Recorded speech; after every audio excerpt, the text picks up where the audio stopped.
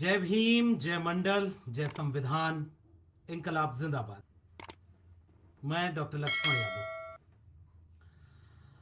लंबे वक्त से सोशल मीडिया पर यह चर्चा चल रही है। तमाम लोग इस बात के लिए मुझे फ़ोन और मैसेज कर रहे हैं कि क्या वाकई आपको नौकरी से निकाल दिया गया है और इसकी क्या विवरण है, क्या परिस्थितियां हैं, इसको लेकर के क्या बातचीत है। तो मुझे लगा कि क्यों ना इस बातचीत को आप सब से साझा किया जाए, क्यों ना आप सब के बीच में ही इसकी पूरी डिटेल रखी जाए और आपसे मुखातिब हैं, आपसे बातचीत करेंगे, आपके सवाल लेंगे और जो बात हमें कहनी है वो बात भी आपसे हम साझा करेंगे। मैं उम्मीद करता हूं कि ये जो एक बेहद कठिन वक्त मेरी जिंदगी में आया, इस लिहाज से कि मुझसे मेरे सपने को छीन लिया गया, मुझसे मेरे हौसले को तोड़ने की कोशिश की गई, मेरी उम्मीद को कमजोर करने की साजिश की गई और जो जिनसे शायद हम उनसे सीधे नहीं लड़ रहे थे, लेकिन फिर भी उन्होंने हमें कमजोर करने के लिए हमारे ऊपर पीछे से हमला किया। कमजोर करने के लिए उन्होंने एक चीज जो वो छीन सकते थे वो छीन ली, और वो है असिस्टेंट प्रोफेसर की एक नौकरी। तो वो छीन ली उन्होंने। बहुत कोशिश की, बहुत लंबे समय से उनकी निगाह मेरे ऊपर टेढ़ी थी, बहुत दिन से वो चाहते थे कि इस नौकरी को छीन लें। मैंने अपने को मानसिक रूप से, मनोवैज्ञानिक रूप से इस बात के लिए तैयार किया था कि जिस रास्ते को हमने चुना है इसमें ऐसे भी दिन आ सकते हैं। तो वो दिन आया और उस दिन के आने के बाद जो होना था वो हुआ। कल मैंने एक वीडियो बनाई है, उसको सोशल मीडिया पर लगाई है। उसमें हमने बहुत सारी बातें कह दी हैं और अब चूंकि लड़ाई शुरू हुई है, अभी तो यह आगाज है, इसका अंजाम आएगा। और वो कहते हैं ना कि वक्त बदलेगा, और इस बदलने में मैं शुरू में ही एक बहुत महत्वपूर्ण बात कहना भी चाहता हूं। असल में जो वो चीजें थी कि क्यों छीना गया, ये नौकरी छीनने के पीछे क्या क्या वजह है, क्यों इसको छीना गया, आज भी मैं उन सवालों को पूछना चाहता हूं। मैं जानना चाहता हूं कि इस नौकरी के छीनने के पीछे की वजह क्यों नहीं बताई जाएगी, क्यों नहीं इस बात को हमें जानने का हक है कि आपने इस नौकरी को क्यों छीना। इस पर आएंगे। शुरुआत में ही मैं देश भर के अपने अनगिनत चाहने वालों को सलाम करता हूं। इतना दुख तो इस नौकरी के जाने का नहीं हुआ, इतना भावुकता इस नौकरी के जाने से भी नहीं हुई, जितना पूरे देश के लोगों के इस प्रेम और मोहब्बत से भावुक हो गया मैं। शुक्रिया कैसे कहूं। अनगिनत फोन लगातार, मेरी मोबाइल लगातार बज रही है, देश के कोने कोने से तमाम चाहने वालों के फोन आ रहे हैं।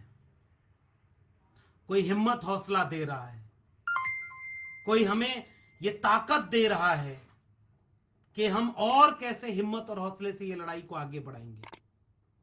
और आपको ये जान के खुशी होगी, मुझे कम से कम इस बात का सुकून मिला, कम से कम आधे दर्जन फोन इस बात के आए कि वो सरकार का है, सेंट्रल यूनिवर्सिटी का है, दिल्ली विश्वविद्यालय, उन्होंने आपको नौकरी से निकाल दिया, आइए आप हमारे यहां नौकरी करिए, आप हमारे इस डिग्री कॉलेज में असिस्टेंट प्रोफेसर बनिए, हम उनसे दुगनी सैलरी आपको देंगे। तमाम लोगों के फोन आए कि हम आपको मदद करना चाह रहे हैं।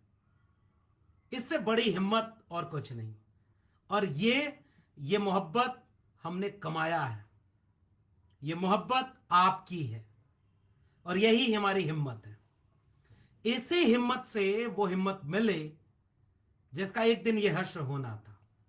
फिर भी मुझे ये उम्मीद थी कि कोई इतना बेशर्म तो नहीं होगा कि मेरिट, नियम, कानून, कायदा सब किनारे रख करके एक व्यक्ति के पीछे इतना पड़ जाएंगे कि उसकी नौकरी छीन लो। उसके लिए क्या क्या किया गया। कल मैं एक प्रेस कॉन्फ्रेंस कर रहा हूं नॉर्थ कैंपस दिल्ली विश्वविद्यालय में, हिंदू कॉलेज में प्रोफेसर रतन लाल का घर है। उनके घर पर शाम को 3 बजे, तो आप में से जितने लोग आ सकते हैं कल उस प्रेस कॉन्फ्रेंस में आइएगा। मैं कागज लेकर आऊंगा और मैं कागज दिखाऊंगा। मैं वो कागज दिखाऊंगा कि मेरी नौकरी छीनने के पहले कैसे मेरे ऊपर कमेटी बनाई गई। मेरी नौकरी छीनने के पहले एक प्रिंसिपल उस कॉलेज में नियुक्त किया गया, वो कहां का पदाधिकारी है। मेरी नौकरी छीनने के पहले वो कौन कौन से सब्जेक्ट एक्सपर्ट बनाए गए, और जब इंटरव्यू में फाइनल डिसीजन होना था तो उन सब्जेक्ट एक्सपर्ट ने क्या बोला, इन सब को कल प्रेस कॉन्फ्रेंस करके सबके सामने रखूंगा। इसलिए जो सबसे पहला, अब शुक्रिया कहूं ना कहूं, मगर मन नहीं मानता, आप सबको सर झुका के शुक्रिया कहने का मन कर रहा है। देश के कोने कोने से मेरे पास फोन आ रहे हैं, मैसेज आ रहे हैं। अधिकांश लोगों का फोन मैं नहीं उठा पा रहा हूं, और यही मेरी ताकत है। आपने इतना प्रेम दिया, आप बुरे वक्त में इस कदर खड़े होंगे, इसका अंदाजा मुझे नहीं था।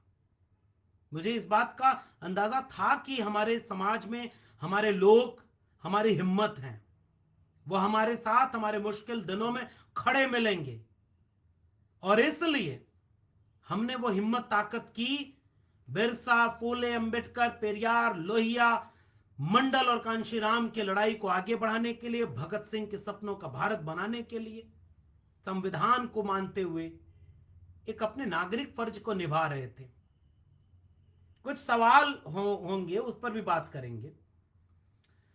कॉलेज के भीतर का डॉक्टर लक्ष्मण यादव अलग था, यह बात मैं आज आपसे लाइव में साझा करना चाह रहा हूं। एक लक्ष्मण यादव जब जाकिर हुसैन दिल्ली कॉलेज के 4 दीवारियों के भीतर जाता था तो वो बिल्कुल अलग लक्ष्मण यादव था। वो अपनी कक्षाओं में अलग ओहदे से खड़ा होता था। वो अपने विद्यार्थियों के सामने सिलेबस पढ़ाया करता था। अगर मैं वहां मौका दिया होता तो वो कब का मुझे उखाड़ के फेंक देते, मगर 14 साल की नौकरी में एक भी कंप्लेन मेरे खिलाफ नहीं है। एक कंप्लेन की गई, वो भी इंटरव्यू के ठीक 1 हफ्ते पहले। मैं उस साजिश पर भी पर्दाफाश करूंगा कल उस साजिश को बताऊंगा इस देश को। तो क्यों 14 साल तक मुझे 4-4 महीने का लेटर देकर के इस बात के लिए तैयार किया गया कि आप पढ़ाओ, हर साल एक बैच को पढ़ाओ, और 14 साल हमने 14 बैच को पढ़ाया है। हमारे पढ़ाए हुए विद्यार्थी पास होकर के आज देश भर में कहीं कहीं अपनी सेवाएं दे रहे हैं। और 14 मिनट के इंटरव्यू में आपने सोचा कि मैं प्रोफेसर बनने लायक नहीं हूं? क्यों, किस बेस पर? जवाब तो देना पड़ेगा, सवाल हम पूछेंगे। क्यों बोला प्रिंसिपल और चेयरमैन ने इंटरव्यू की सिलेक्शन कमेटी की शुरुआत में कि डॉक्टर लक्ष्मण यादव को बाहर करना है, बाकी आप किसी को नौकरी दो? क्यों?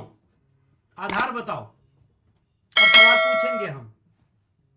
तुम्हारी शाखा में नहीं जाते इसलिए, तुम्हारी विचारधारा को नहीं मानते इसलिए, तुम्हारे सामने झुके नहीं, बिके नहीं, डरे नहीं इसलिए, ये सवाल तो पूछूंगा मैं ये जानता हूं, और मैं आपसे भी बताना चाहता हूं, पूरे देश के लोगों को बताना चाहता हूं कि आज इसी दिल्ली विश्वविद्यालय में सैकड़ों लोग अपनी नौकरी से निकाले गए, और यह सच है। कोई 10 साल पढ़ाने के बाद, कोई 20 साल पढ़ाने के बाद निकाला गया, मगर वो डर जाते हैं, वो चुप रहते हैं, उनका करियर बर्बाद कर दिया जाता। लोग बोलते नहीं, उनको एक जगह पढ़ाने के बाद, और कई लोग तो शाखा में जा रहे थे, प्रथम वर्ष दीक्षित, द्वितीय वर्ष दीक्षित, तृतीय वर्ष दीक्षित, फिर भी निकाल के बाहर कर दिया। वो सब डरते हैं इसलिए क्योंकि अगली बार फिर कभी प्रोफेसर बनने का मौका नहीं मिलेगा, और यह खतरा मेरे सामने भी है। इसलिए पूरे देश के लोगों के सामने मैं खुल करके एक बात कहना चाहता हूं कि जिस दिन मैंने ये चुन लिया कि मैं खुल करके इसके खिलाफ बोलूंगा, उसी दिन मेरा करियर खत्म कर दिया गया है। मगर एक बात आप भी सोचकर बताइए, 14 साल पढ़ाने के बाद मेरे कॉलेज से 96 एपीआई होने के बाद निकाल के बाहर कर दिया, तो किस बात का करियर बचा है? और आपकी क्या सलाह है? आपसे मैं सलाह मांगता हूं कि मुझे क्या करना चाहिए। चुप हो जाना चाहिए, मेरे साथ हुए इस अन्याय के खिलाफ बोलना नहीं चाहिए, ताकि अगली बार फिर किसी के साथ अन्याय हो। किस बात की सजा दी गई, ये सवाल नहीं पूछना चाहिए क्या? 100% वेटेज के इंटरव्यू में क्या आधार बनाया गया है प्रोफेसर लक्ष्मण यादव को परमानेंट नहीं करने का? यह सवाल क्या इस देश से नहीं पूछा जाना चाहिए? और फिर यह सवाल पूछूंगा तो मुझे पता है कि मेरा करियर हमेशा के लिए खत्म, क्योंकि ये जब तक रहेंगे, ये जानते हैं कि ऐसे व्यक्ति को फिर कभी प्रोफेसर नहीं बनाना जो आंख में आंख डाल करके सच बोलता हो। लेकिन क्या इस सवाल को नहीं पूछा जाना चाहिए? इसलिए मैं आपसे कहने आया हूं, और कल मैं और कुछ बातें भी इस देश में साझा करूंगा। वो बातें क्या हैं? वो मेरे लहजे में जी हजूर न था और कोई मेरा कसूर न था। इसके आगे बढ़ करके मैंने कविता सुनाई थी कल वाली वीडियो में। फूल शाखों पे खिलने लगे, तुम कहो जाम रिंदों को मिलने लगे, तुम कहो चाक सीनों के सिलने लगे, तुम कहो इस खुले झूठ को, जहन की लूट को मैं नहीं मानता, मैं नहीं मानता। तुमने लूटा है सदियों हमारा सुकून, अब न हम पर चलेगा तुम्हारा फुसून। चारागर दर्दमंदों के बनते हो क्यों, तुम नहीं चारागर कोई माने मगर, मैं नहीं मानता, मैं नहीं मानता। इसलिए आज लाइव आकर के आपसे यही 2-4 बातें कहने आया। पहली बात कि आपने जो हिम्मत और हौसला दिया है, आपने जो ताकत दी है, आपने जो ये साहस दिया है, उसकी वजह से हमें हिम्मत आई है। ये बहुत बुरा वक्त है मेरे लिए। मेरे सपने को मुझसे छीना गया है, मेरे ख्वाब को मुझसे नोच लिया गया है। लेकिन क्या छीन सकते हो तुम? एक नौकरी ना। तुम तो लोगों की जान छीन ले रहे हो। तुम जाने कितने प्रोफेसर, डॉक्टर, इंजीनियर, पत्रकारों को जेल में डाले हुए हो। तुमने जाने कितने लोगों को फर्जी मुकदमे में फंसा रखा है। तो चुप हैं, वो भी मारे जा रहे हैं। तो मैं बोल करके मारा जाऊं तो क्या बुरा?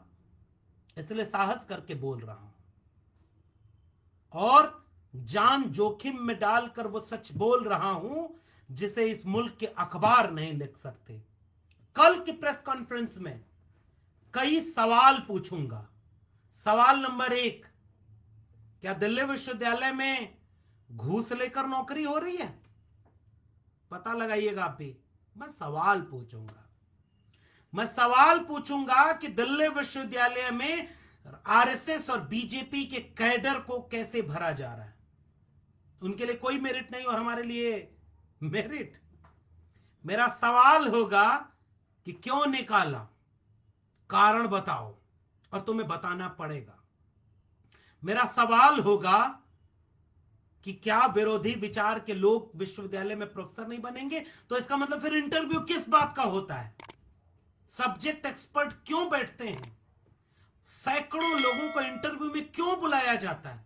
दिल्ली विश्वविद्यालय शिक्षक संघ ने यूनानिमस डिसीजन लेकर क्यों बोला है कि जो जहां पढ़ा रहा है उसको वहां परमानेंट किया जाए? और 14 साल हमसे क्यों पढ़वाया अगर हम में शिक्षक बनने का हुनर नहीं था?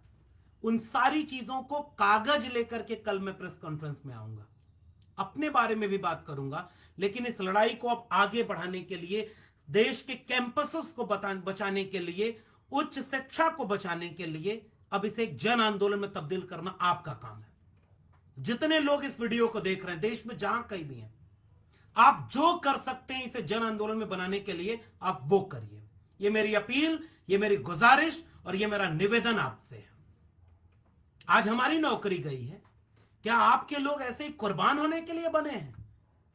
और कितने लोगों की नौकरी जाएगी तो इस देश में लोग इस बात के लिए जागरूक होकर सड़कों पर उतरेंगे कि नहीं भाई, इन कैंपसेस को बर्बाद नहीं करने देंगे, इनको आरएसएस का अड्डा नहीं बनने देंगे, इनको प्राइवेट हाथों में नहीं बेचने देंगे। कब आप कर सकते हैं तो आप थोड़ा सड़क पर आ करके उतरिए ना। आप ज्ञापन लिखिए राष्ट्रपति के नाम, एक हुक्मरान के नाम एक चिट्ठी लिखो और उसमें आप लिखना कि लानत है। एक लोग की नौकरी छीन लोगे तो गुरूर थोड़े ही छीन लोगे, आप हिम्मत और हौसला थोड़े ही छीन लोगे। इसलिए कल अगर आप पूरे देश में ज्ञापन दे सकते हैं तो ज्ञापन दीजिए कि विश्वविद्यालय के प्रोफेसरों को क्यों निकाला। ज्ञापन देकर सवाल पूछ सकते हैं तो सवाल पूछिए कि नई शिक्षा नीति के नाम पर इस देश के सरकारी शिक्षा, सरकारी स्कूल, सरकारी विश्वविद्यालयों को प्राइवेट हाथों में क्यों बेच रहे हैं। सवाल पूछ सकते हैं तो पूछिए कि क्यों डॉक्टर लक्ष्मण यादव को निकाला गया, इसका जवाब दो। जहां भी आप देश भर में 4 लोग भी खड़े हो सकते हैं तो पूछिए ना। दिल्ली विश्वविद्यालय के कुलपति से पूछिए ये सवाल, जाकिर हुसैन दिल्ली कॉलेज के प्रिंसिपल से पूछिए ये सवाल, यूजीसी के चेयरमैन से पूछिए ये सवाल, देश के शिक्षा मंत्री से पूछिए ये सवाल, देश के प्रधानमंत्री से पूछिए ये सवाल कि क्यों निकाला डॉक्टर लक्ष्मण यादव को। कारण बताओ और लिखित कारण बताओ। क्या लक्ष्मण यादव की मेरिट चेक की, क्या विषय का ज्ञान चेक किया, इंटरव्यू के बेस पर तुमने निर्णय लिया और लक्ष्मण यादव को हटाकर किसको रखा है? तुम उसकी मेरिट दिखाओ। और इसका जवाब मैं भी मांगने आऊंगा कल दोपहर 3 बजे दिल्ली विश्वविद्यालय नॉर्थ कैंपस में प्रोफेसर रतनलाल के घर पर। वहीं हम प्रेस कॉन्फ्रेंस करेंगे और यह प्रेस कॉन्फ्रेंस दिल्ली विश्वविद्यालय के तमाम शिक्षक संगठन, तमाम छात्र शोधार्थी मिलकर आयोजित कर रहे हैं। और देश भर के लोगों से मेरी अपील है, इसे जन आंदोलन बनाइए। Save education, save nation, save education, save constitution, save professors. इन्हें आरएसएस का अड्डा मत बनने दीजिए ना भाई। और इसलिए मैं कह रहा हूं, बोल के लब आजाद हैं तेरे, बोल जुबां अब तक तेरी है। कब तक चुप रहेंगे? इसलिए सवाल पूछिए। कारण बताओ नरेंद्र मोदी, कारण बताओ धर्मेंद्र प्रधान, कारण बताओ प्रोफेसर योगेश सिंह और कारण बताओ प्रोफेसर नरेंद्र सिंह। मुझे कारण जानना है, क्यों निकाला और क्या है। तुम नौकरी छीन लिए तो हमने भी सर पे कफन बांधा है। नहीं चाहिए ऐसी नौकरी जो रीढ़ को गला कर मिले। नहीं चाहिए ऐसी नौकरी जिसके लिए आरएसएस की शाखा में जाना पड़े। नहीं चाहिए, क्योंकि शाखा में जाना किसी यूजीसी की गाइडलाइन में नहीं लिखा है, दिल्ली विश्वविद्यालय की सिलेक्शन कमेटी की गाइडलाइन में नहीं लिखा है कि यह न्यूनतम एलिजिबिलिटी है। वरना लिख दो कि शाखा में नहीं जाओगे तो नौकरी नहीं मिलेगी। इसलिए हम ताक पर रखते हैं तुम्हारी ऐसी शर्तों को। और आप भी पूछना चाहते हैं कि बताओ, इसका जवाब दो कि हमें नौकरी से क्यों निकाला। तुम्हें नौकरी से भीख मांगने हम नहीं आएंगे। परिवार वालों ने इतनी हिम्मत और हौसला देकर यहां तक पहुंचाया तो सच बोलने के लिए, निडर होकर के, लिजलिजा होकर के तुम्हारा गुलाम बनने के लिए नहीं। दिल्ली विश्वविद्यालय में पीएचडी की अपने दम पर, इलाहाबाद विश्वविद्यालय के गोल्ड मेडलिस्ट हैं तो अपने दम पर। जब मेरिट दिखानी थी तो मेरिट दिखाई। अब तुम लड़ने की ताकत देखना चाहते थे तो अब तुम देखो। मैंने पहले ही कहा था, बर्रे के छत्ते में हाथ नहीं डालना था। मैं अब तक इसलिए बहुत बार चुप रहा कि इनको मौका न मिल जाए कि देखो ये कॉलेज में क्या करता है। पूछो मेरे विद्यार्थियों से कि मैं कॉलेज में क्या करता हूं। कोई एक कंप्लेन है क्या मेरे खिलाफ? किसी मेरे एक विद्यार्थी ने शिकायत की क्या? मैंने कभी कोई एक क्लास छोड़ी? कोई तो कारण बताओ। और आखिरी निवेदन, बहुत सारे लोगों के फोन मैसेज आ रहे हैं कि हम आपको पैसे देना चाहते हैं। अभी बस दुआएं दीजिए, जब जरूरत पड़ेगी तो हम बताएंगे। आपकी दुआओं से इतनी खुददारी है हम में और इतना मौका हमारे पास है कि रीढ़ तनी रहेगी ना तो जी खा लेंगे, नमक रोटी का इंतजाम रहेगा और अपने हुनर से इतना कर लेंगे और इस सोशल मीडिया के भरोसे कर लेंगे। आप यहां हैं तो यहां ताकत दीजिए और अभी कुछ नहीं चाहिए, और अभी केवल आपका साथ चाहिए, आपकी हिम्मत चाहिए। आपका सोशल मीडिया पर जितना प्रेम और प्यार मिला है वो सब मेरे लिए बहुत बड़ी पूंजी है। उसे मैं और मजबूत करना चाहता हूं, उसे मैं और ताकतवर करना चाहता हूं। और अब मैं दस्तावेजों के साथ इस लड़ाई को आगे बढ़ाऊंगा, अपनी किताब भी लिखूंगा, सारे काले कारनामों को भी लिखूंगा। अब देखा जाएगा। फैज होते फमीदा रियाज की कविता है, कुछ लोग तुम्हें समझाएंगे, वो तुमको खौफ दिलाएंगे। इस राह में रहजन है इतने, कुछ भी तो यहां हो सकता है, जो है वो भी खो सकता है। इस राह में रहजन है इतने, कुछ भी तो यहां हो सकता है।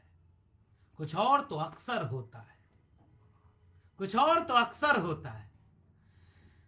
और आगे वो लिखते हैं कि वो जो होगा देखा जाएगा, तुम अपनी करनी कर गुजरो, जो होगा देखा जाएगा। तो मैं अपनी करनी करूंगा, आपका प्रेम मोहब्बत रहेगा। मेरे परिवार ने मुझे हिम्मत दी, मेरे घर वालों ने हिम्मत दी। मेरे कॉलेज में मेरे पढ़ाए बच्चे प्रोटेस्ट कर रहे हैं। दिल्ली विश्वविद्यालय में पहली बार ऐसा हो रहा है, किसी शिक्षक के निकाले जाने पर उसके विद्यार्थी प्रोटेस्ट कर रहे हैं। आज मैं कॉलेज गया था और मैं उनसे कह के आया, अपना नुकसान मत करना।